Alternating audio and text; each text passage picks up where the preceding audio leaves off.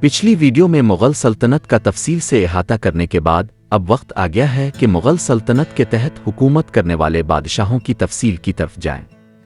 مغل خاندان کا پہلا بادشاہ بابر تھا۔ اس ویڈیو میں بابر اور اس کے دور حکومت کے بارے میں آپ کی رہنمائی کروں گا۔ بابر، جس کا اصل نام ظہیر الدین محمد تھا، 1483 میں فرغانہ میں ہندوستان میں مغل سلطنت کا پہلا بادشاہ اور بانی تھا۔ فرغانہ وہ علاقہ ہے جو موجودہ دور میں ازبکستان کے نام سے جانا جاتا ہے۔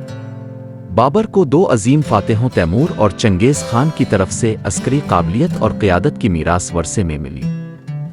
وسطی ایشیا میں ابتدائی چیلنجوں کے ایک سلسلے کے بعد، بشمول سمرقند کی اپنی آبائی سلطنت کے کھو جانے کے بعد، بابر نے ہندوستان کی زرخیز زمینوں پر اپنی نگاہیں جمائیں۔ اس کی لچک، عزائم اور تصویراتی دور اندیشی نے اسے ایک مضبوط لیڈر بنا دیا جو اپنے وطن کی حدود سے باہر ایک میراث بنانے کے لیے پرعزم تھا۔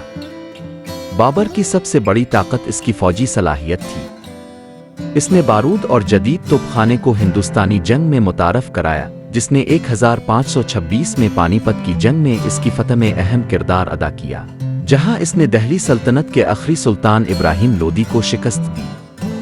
تعداد سے زیادہ ہونے کے باوجود بابر کی توپوں کے استعمال، نظم و ضبط کی فوج اور حکمت عملی کی پوزیشننگ نے اسے فیصلہ کن فتح حاصل کرنے میں مدد کی۔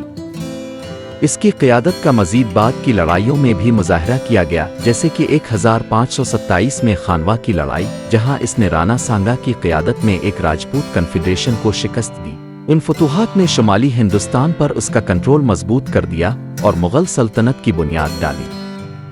اپنی فوجی کامیابیوں کے علاوہ بابر ایک ذہین، منتظم اور بصیرت والا تھا۔ اس نے میرٹ پر مبنی ایک گورننس ڈھانچہ متعارف کرایا، اپنی سلطنت کے اندر وفاداری اور کارکردگی کو فروغ دیا۔ بابر کی انتظامیہ میں انصاف پسندی، رواداری اور اپنی رعایا کے معیار زندگی کو بہتر بنانے پر توجہ مرکوز کی گئی تھی۔ اس کی ثقافت اور سیکھنے میں بھی گہری دلچسپی تھی، جیسا کہ اس کی سوانح عمری بابر نامہ میں اس کا ثبوت ملتا ہے، جو اس کے ذاتی خیالات، لڑائیوں اور اس کی فتح کی گئی زمینوں کے بارے میں بصیرت فراہم کرتا ہے۔ حکمرانی کے ساتھ طاقت کو یکجا کرنے کی ان کی صلاحیت ان کی کثیر جہتی قیادت کا ثبوت تھی۔ بابر کے کارنامے فتح سے آگے بڑھ گئے۔ اس نے ایک ایسے خاندان کی بنیاد رکھی جس نے صدیوں تک ہندوستان پر غلبہ حاصل کیا۔ اپنی سلطنت میں متنوع ثقافتوں اور مذاہب کو ضم کرنے میں ان کی دور اندیشی کے ساتھ ساتھ ہندوستانی روایات کو اپنانے کی صلاحیت نے اپنے جانشینوں کے تحت مغل سلطنت کی ثقافتی نشو و نما کی منزلیں طے کیں۔ بابر کے 4 سالوں پر مشتمل مختصر دور حکومت نے ہندوستانی تاریخ پر ایک امت نشان چھوڑا، جو جنوبی ایشیا کی تاریخ میں سب سے طاقتور اور ثقافتی لحاظ سے امیر سلطنتوں میں سے ایک کے عروج کا نشان ہے۔ امید ہے آپ کو یہ ویڈیو پسند آئے گی۔ مزید اسی طرح کی ویڈیوز کے لیے میرے چینل کو سپورٹ کریں۔